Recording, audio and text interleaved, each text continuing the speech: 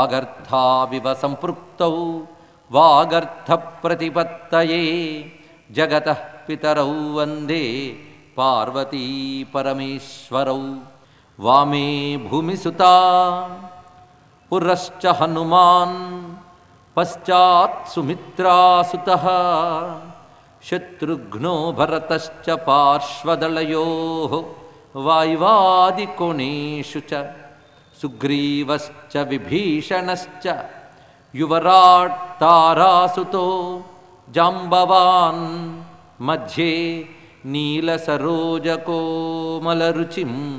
రామం భజే శ్యామలం శ్రీరామం భజే శ్యామలం. నమో మహద్భ్యో ఋషిభ్యో గురుభ్యో నమః. జాంబవత్ సుగ్రీవ హనుమత్ సీతాలక్ష్మణ భరత శత్రుఘ్న పరివార సమేత శ్రీరామచంద్ర పరబ్రహ్మణే నమో నమః. సీతమ్మ మాటల్లో తియ్యదనం, అందులో ముద్దులొలికే లక్షణము, నిష్కపట భావము, ప్రేమగా మాట్లాడడం, గలగలా మాట్లాడడం, శుద్ధంగా మాట్లాడడం, స్పష్టంగా స్వచ్ఛంగా మాట్లాడడం, ఇన్ని సులక్షణాలు చూసి ఆమె నోట కథ వినాలనుకున్నది. వెంటనే సీతమ్మ ఒక తల్లితో చెప్తున్నట్లుగా మొత్తం తాను ఎలా జనక మహీపతికి దొరికినదో అక్కడి నుంచి మొదలు పెడుతున్నది. నేను జనక మహీపతి యజ్ఞార్థమై నాగలి పట్టుకుని యజ్ఞభూమిని దున్నుతూ ఉండగా దొరికినప్పుడు చెక్కు చెదరకుండా ఆయన చేతికి దొరికాను. అప్పుడు ఆకాశవాణి ఒక మాట చెప్పినది, ఈవిడ అయోనిజ, దివ్యమైనటువంటి స్వరూపము, నువ్వు ఈమెని పెంచి పెద్ద చేసి భాగ్యవంతుడివి కా అని బోధించింది. ఆ ప్రకారంగా మా నాన్న నన్ను పెంచాడు. ఆడ తర్వాత శివధనుర్భంగము, రామచంద్రమూర్తి రావడం, ఈ ఘట్టమంతా వివరించి చెప్తోంది సీతమ్మ. సీతమ్మ చెప్తూ ఉంటే వింటూ మురిసిపోతుంది. ఇక్కడ అంతా అయిన తర్వాత సీతమ్మ కథ చెప్పిన తీరుకి ఆనందించి ఆ తల్లి ఏం చేసిందంటే, చివురించెక్కిలి కొట్టి మౌని సతి ఓసి ఎంత బంగారు తల్లివే, ఏమి బెడంగు మాటలే. చివురించెక్కిలి కొట్టి మౌని సతి, ఎంత చక్కగా చెప్తున్నారు విశ్వనాథ వారు. చూడండి, ఆ మాట తీరుకు మురిసిపోయి ఆ బుగ్గ మీద చేత్తో అలా కొట్టిందట అనసూయమ్మ సీతమ్మకు. ఏమి బంగారు తల్లివే, నీవేమి బెడంగు మాటలే. ఓ బంగారు తల్లి, ఎంత తీయగా మాట్లాడు. నువ్వు మాట్లాడుతున్నప్పుడు నవ్వుతూ తీయగా చెప్తూ ఉంటే నా హృదయంలో ఆనందం పొంగులు వారిపోతుంది. నీకు ఇవేమిటి, ఏవైనా ఇవ్వచ్చు అని పర్యశ్వజత బాహుభ్యాం శిరస్యాగ్రాయమై తెలిం. ఎన్ని మార్లు ఒళ్ళు నిమిరి ఆలింగనం చేసుకుని మురిసిపోతోందో అనసూయమ్మ ఆ సీతమ్మని లాలిస్తూ. వ్యక్తాక్షర పదం చిత్రం, నువ్వు పలుకులు ఎలా ఉన్నాయంటే, అదేమిటో వాల్మీకి మాట సంస్కారాన్ని అడుగడుగున మెచ్చుకుంటూ ఉంటాడు. ఇక్కడ రాముల మాట సంస్కారం మనం చెప్పుకున్నాం ఒక పూట. ఇప్పుడు సీతమ్మ మాట సంస్కారాన్ని అనసూయం మెచ్చుకుంటుంది.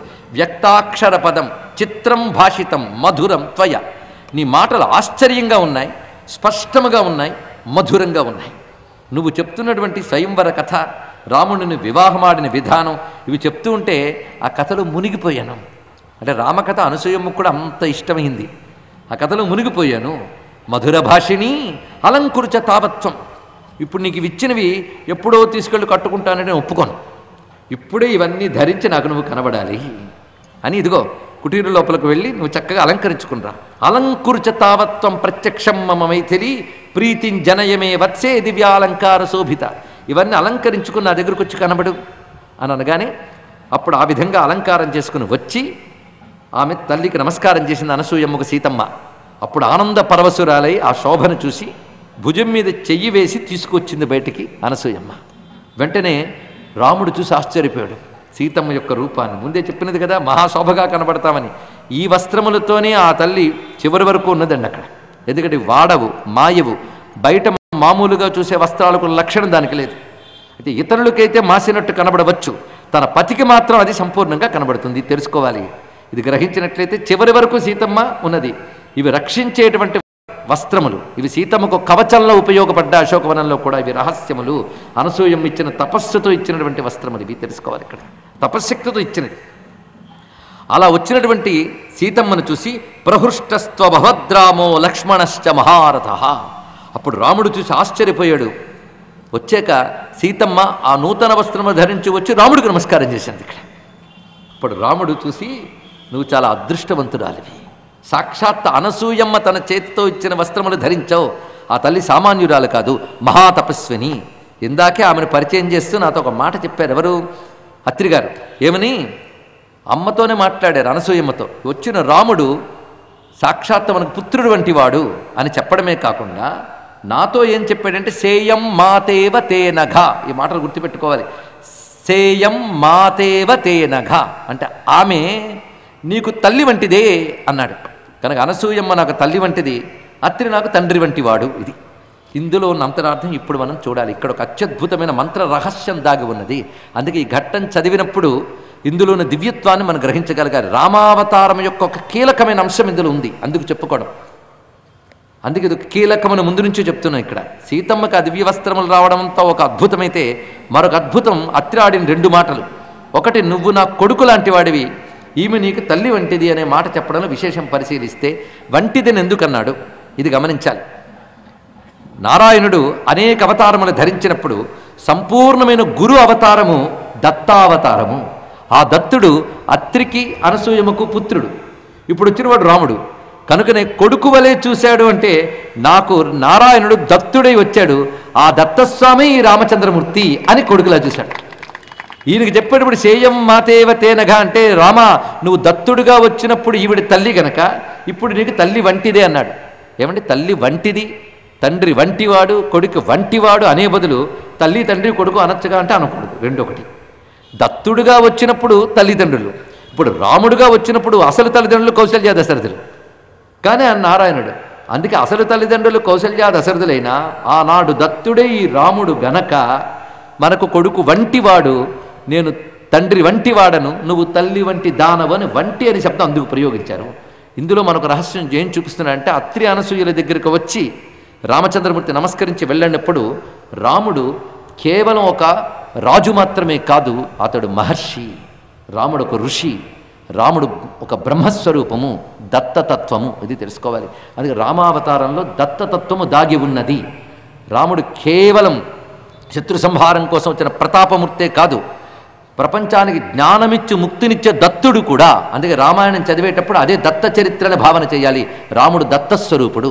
అందుకే ఇక్కడి నుంచి మీరు పరిశీలిస్తే రావణ సంహారం వరకు రాముడి వేషం ఎలా ఉంటుందో ఆలోచించండి. కిరీటం పెట్టుకున్నాడా, కవచాలు ధరించాడా, పట్టుబలువులు కట్టాడా, లేదుగా. జటాజూటం, నారచీరలు, అంటే దత్తుడుగా ఏ వేషంలో ఉన్నాడో ఆ వేషంలో ఉన్నాడు.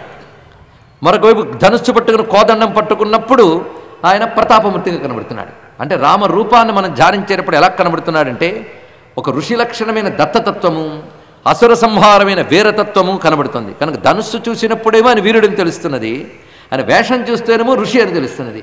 కనుక దత్తతత్వ రామతత్వములు రెండూ ఒక్కటే.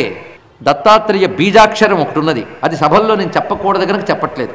దత్తాత్రేయ బీజాక్షరంలో దకారం రకారం ఉంటాయి. దకారం దక్షిణామూర్తి, రకారం రామచంద్రమూర్తి. కనుక దక్షిణామూర్తి రామతత్వముని దత్తాత్రేయుల్లో మనం దర్శిస్తున్నాం. ఇది తెలుసుకోవాలి ఇక్కడ. అందుకు దత్తోపాసనకి ఎంత ఫలితమున్నదో రామభక్తికి అంత ఫలితమున్నది. అందుకే రామ ఉపాసన వల్ల, రామనామ జపం వల్ల మనకి బ్రహ్మజ్ఞానము మోక్షము కూడా లభిస్తుంది. ఐహికమైన సుఖాలు, ధర్మము, భక్తి ఇవి మాత్రమే కాకుండా రామభక్తులు మీరు పరిశీలించండి, వాళ్ళు క్రమంగా పూర్తి ధర్మనిష్ట కలిగి ఉంటారు, వైరాగ్యంలోకి వెళతారు, క్రమంగా జ్ఞానులై తరించిపోతారు. అందుకే రామతారక మంత్ర ఉపాసన దత్తోపాసనయే. ఇది తెలుసుకోవాల్సినది. అందుకే రామమంత్రం జపం చేయడం, రామనామం జపం చేయడం సామాన్యం కాదు. అందుకే తారక మంత్రము కోరిన దొరికెను ధన్యుడనైతిని ఓరన్న, మీరిన కాలుని దూతల పాలిటి మృత్యువు ఇది మది నమ్మన్న, ఇన్ని జన్మముల చేసిన పాపము ఈ జన్మముతో విడునన్న, అన్నిటికిది కడసారి జన్మము తచ్చంబిక పుట్టుట సున్నా. ఎంత ధైర్యంగా చెప్పాడండి ఇక్కడ. ఎంత ధైర్యం దేనివల్ల వచ్చింది? తన మీద ధైర్యం కాదు, రామ మంత్రం మీద ఉన్న ధైర్యం. అందుకు మనం ఎలాంటి వాళ్ళమైనా మన దగ్గర రామనామం ఉంది గనక రామనామ జపతో కుతో భయం. రామనామం ఉంటే మనకేమున్నది? అందుకే రాముడిలో ఉన్న దత్తతత్వాన్ని వాల్మీకి ఈ ఘట్టంలో మనకు చూపిస్తున్నాడు ఇక్కడ. అందుకే తల్లి వంటి తండ్రి వంటి అనసూయాత్రి రామచంద్రమూర్తి నమస్కారములు పొందారు. రామునిలో ఉన్న దత్తతత్వం ఇక్కడ మెరిసింది. అటువంటి దత్తరూపుడైన రామచంద్రమూర్తికి నమస్కారం చేసుకుందాం. ఆ తర్వాత చెప్తూ ఉన్నాడు మహానుభావుడైన అత్రి, ఏష పంథా మహర్షీణాం పలన్యాహరతాం వని. రామ, ఇప్పుడు నువ్వు దండకారణ్యంలోకి వెళ్ళాలి. ఎలా వెళతావంటే ఋషులు వెళ్తున్న తోవ ఇది, దీంట్లో వెళ్ళు అన్నాడు. నేను మొదట విశ్వామిత్రుడి మాటలో ఈ మాట చెప్పాం, ఏష పంథా మహర్షీణాం. ఈ ఏష పంథ అనే మాట రాముడు ఒక ఋషిని కలిసి వెళ్ళేటప్పుడు ఆ ఋషి అంటూ ఉంటాడు ప్రతి చోట, ఏష పంథా మహర్షీణాం, ఇది ఋషులు నడిచిన త్రోవ. ఋషులు పళ్ళ కోసము, దర్భల కోసము, సమిధల కోసము, యజ్ఞయాగాది ద్రవ్యముల కోసం ఈ త్రోవలో వెళుతుంటారు. నువ్వు ఈ త్రోవలోనే వెళ్ళు, ఋషుల్ని చూడగలవు. అంటే చిత్రకూట నుంచి బయలుదేరింది దాని ఋషుల కోసమే, ఇంకో దేవునికి కాదు. వెళ్ళు వెళ్ళు అని పంపిస్తున్నారు. ఏషపంథ, ఏషపంథ నామానికి మనం చేసిన వ్యాఖ్యానం గుర్తుంది కదా. ఏషపంథ అనే వాక్యానికి ఇది మార్గం. ఏది మార్గం? ఋషులు చూపించేదే మార్గము. ఋషులు ఏ మార్గం చూపించారో ఆ మార్గంలో రాముడు నడిచాడు. అదే రామాయణం. రాముడు నడిచిన త్రోవ రామాయణం. ఋషులు చూపినదే రాముడు నడిచిన త్రోవ. ఋషులు చూపినది అంటే ధర్మము. ఋషులు మనకు చూపించినది వేదాది వాక్యముల ద్వారా, పురాణాది శాస్త్రముల ద్వారా ఋషులు చూపించిన త్రోవ పేరు ధర్మము. ఆ ధర్మంలో నడవడమే రామాయణము. ఇది తెలుసుకోవాలి. మొత్తం రామాయణ సారాంశం ఇక్కడ ఉందండి. ఇక్కడ అందుకే ఏష పంథా మహర్షీణాం అనేనతు వనం దుర్గం గంతుం రాఘవతే క్షమం. ఈ మార్గంలో నువ్వు వెళితే దుర్గమమైన అరణ్యంలో అన్నీ సాధించగలవు అని చెప్పగానే వెంటనే సీతారామ రక్షణలు అత్రి అనసూయలకు నమస్కరించి ఆశీర్వచనం తీసుకుని ప్రవిశ్యతు మహారణ్యం దండకారణ్యమాత్మవాన్, ఆత్మవంతుడైన రామచంద్రమూర్తి దండకారణ్యంలో ప్రవేశించాడు. సీతారామ రక్షణలు అత్రి అనసూయలకు నమస్కరించి ఆశీర్వచనం తీసుకుని ప్రవిశ్యతు మహారణ్యం దండకారణ్యమాత్మవాన్, ఆత్మవంతుడైన రామచంద్రమూర్తి దండకారణ్యంలో ప్రవేశించాడు. ఏమి వాల్మీకండి, ఎంత అందమైన మాటలో! కవిత్వాన్ని ఆస్వాదించాలి అనుకుంటే ఒక్కొక్క శ్లోకంలో ఆయన వేసిన పదాలను మననం చేసుకుంటూ ఆస్వాదిస్తే చాలు. అయితే ఒక విచారకరమైన అంశం ఏంటంటే మంచి కవిత్వాన్ని, మంచి భావాన్ని ఆస్వాదించగలిగే కాలం పోయింది. అందులో సందేహం లేదు. మానవులు డ్రై హార్ట్స్ అయిపోతున్నాయి. ఒక రసాస్వాదన పోతుంది. ఎంతసేపు ధనార్జన, సుఖపడడమే తప్ప ఉన్నత విషయాల గురించి ఆలోచించడం అనేది పోతుంది క్రమక్రమంగా. మంత్రాలు, తంత్రాలు, దేవుళ్ళ గురించి వెంటబడుతున్నారు అంటే అవి కూడా లౌకిక సుఖాల కోసమే తప్ప భక్తి కాదు. అందులో ఉన్న విషయాలను ఆస్వాదించట్లేదు. ఒక కవిత్వం, ఒక సంగీతం ఆస్వాదించే రోజులు పోతున్నాయి క్రమక్రమంగా. పూర్వం నాస్తికులైన కవిత్వాన్ని, సంగీతాన్ని ఆస్వాదించేవాళ్ళు. ఇప్పుడు ఆస్తికులకు కూడా హృదయాలు పోతున్నాయి. అది బాధాకరమైన అంశం. రామాయణమైనా ఇది పుణ్యం వస్తుందని వింటున్నామే తప్ప ఎన్ని నేర్చుకోవచ్చు, ఎన్ని ఆస్వాదించవచ్చు అని వినట్లేదు. రామాయణకు ధర్మశాస్త్రం కావ్యం. కావ్యంలో అందం ఏంటంటే అది చెప్పే తీరులో అందం ఉంటుంది. ఎంత అందమైన పదం వాడాడంటే ఆత్మవంతుడైన రాముడు దండకారణ్యంలో ప్రవేశించాడన్నారు. ఆత్మవంతుడంటే అర్థం ఏంటో మనం చెప్పుకున్నాం. ఆత్మవంతుడంటే ఎవరి సహాయం అక్కర్లేకుండానే ఏదైనా సాధించగలిగేవాడు ఆత్మవంతుడు. అందుకు ఈయన దండకారణ్యంలోకి వెళ్తున్నాడు. భయంకరం దండకారణ్యం అంటే ఏం పర్వాలేదు అని ఆత్మవంతుడని చెప్పడం. అంతకు ఆ శబ్దాన్ని ఇక్కడ ప్రయోగించాడు. భయంకరమైన దండకారణ్యంలోకి ప్రవేశించాడు. వెళ్ళినప్పుడు ఋషుల ఆశ్రమాలు కనబడుతున్నాయి. ఇక్కడ ఋష్యాశ్రమ వర్ణన అత్యద్భుతం. ఆ ఋషుల ఆశ్రమాలు ఎలా ఉన్నాయో వర్ణిస్తున్నారు ఇక్కడ. ప్రతి ఆశ్రమము కూడా ఒక తేజస్సుతో నిండిపోయినది అక్కడంతా కూడా. ఎందుకంటే అక్కడ మహర్షులు తపస్సులు చేస్తూ ఉన్నారు. శాస్త్రములు వాళ్ళు వేదాదులు వల్లెవేస్తున్నారు, శిష్యులకు బోధిస్తున్నారు. కొందరు జపాలు, కొందరు యాగాలు, కొందరు ధ్యానాలు, ప్రాణాయామ పరాయణులు, అనేక మంది మహర్షులు రకరకాల పద్ధతుల్లో ఉన్నవారు. మొత్తం వాతావరణం అంతా ఎలా ఉన్నది అంటే పుణ్యైశ్చ నియతాహారై శోభితం పరమర్షిభి.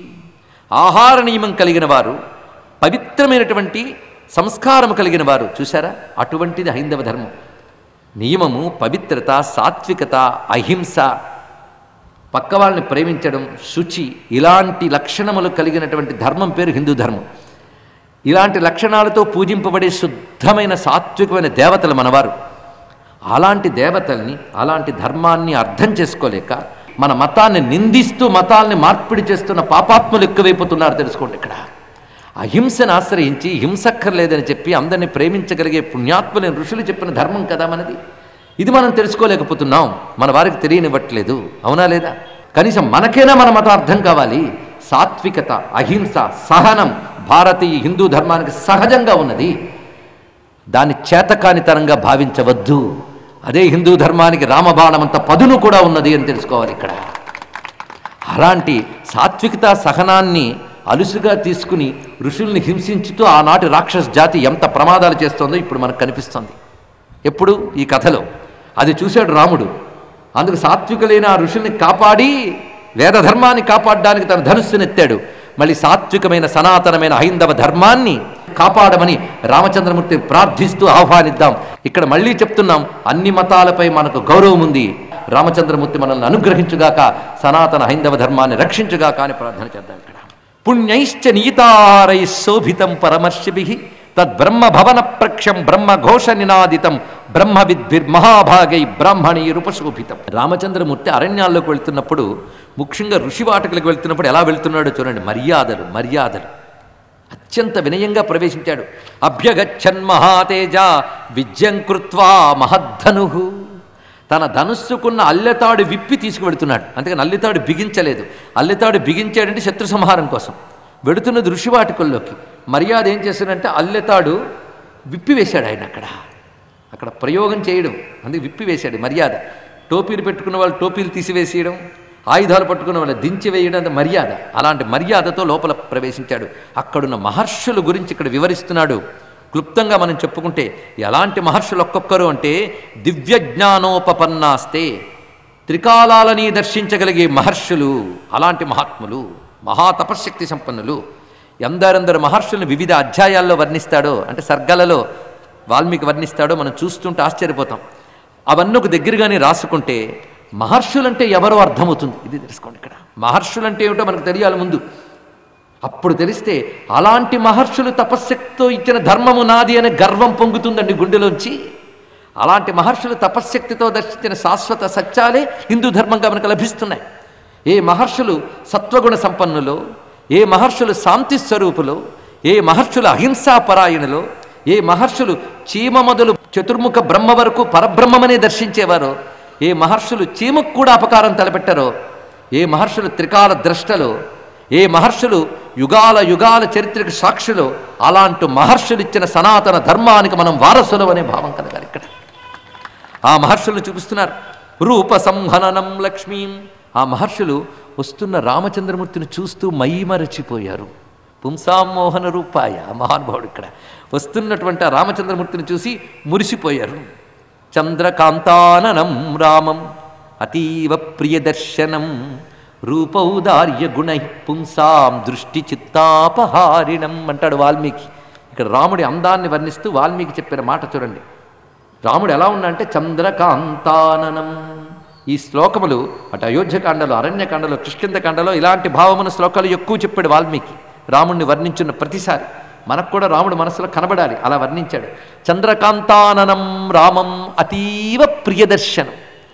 చూసిన ప్రతివారికి ప్రీతి కలిగిస్తూ, ఆనందం కలిగిస్తూ, ఒక పూర్ణ చంద్రుని వలె ఉన్న ముఖంతో ఉన్నాడు రామచంద్రమూర్తి.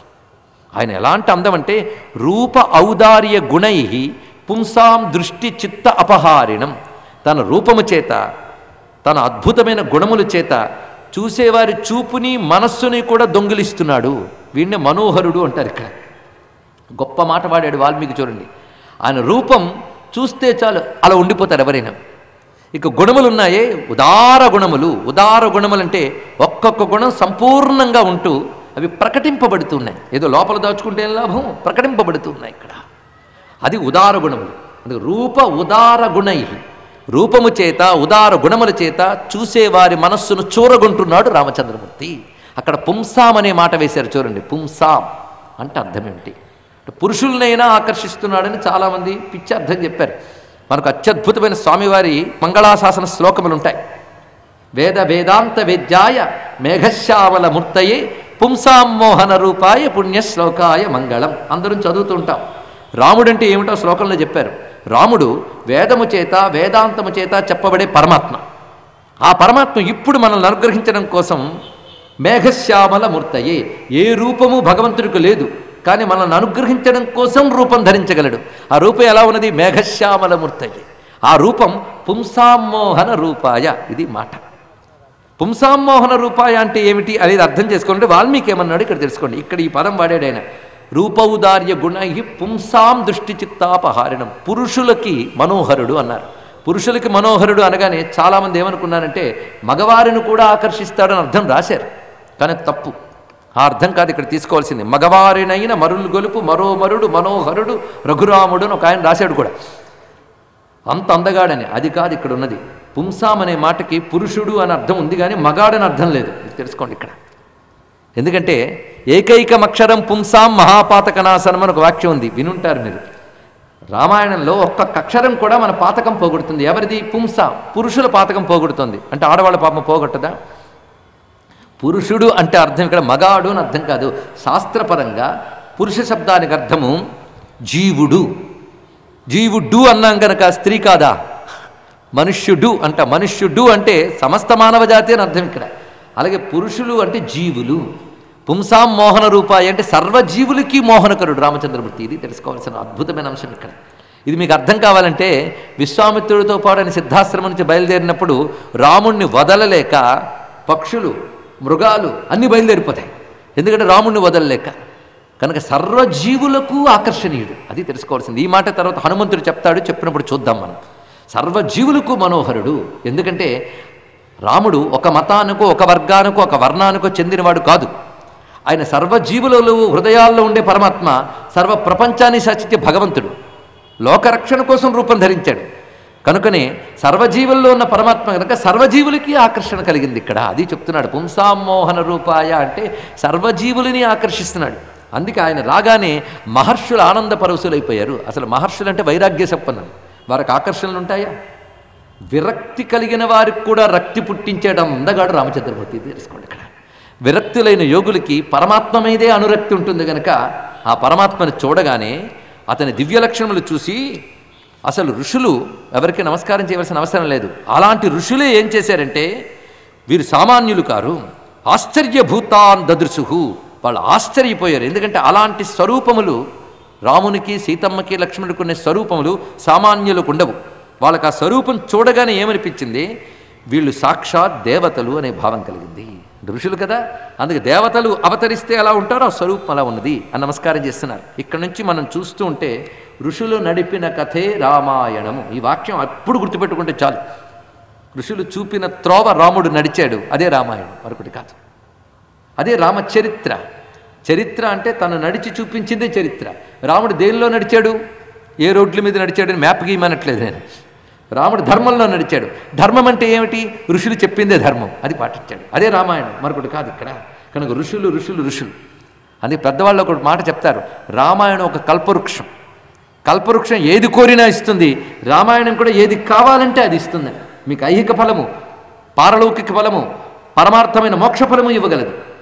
రాజనీతి చెప్తుంది, మనుష్యులకు ఉండవలసిన ధర్మాలు చెప్తుంది, ప్రకృతి క్షేమంగా ఉండాలంటే ఎలా ఉండాలో చెప్తుంది, మానవులందరూ పరస్పర సామరస్యంలో ఎలా ఉండాలో చెప్తోంది.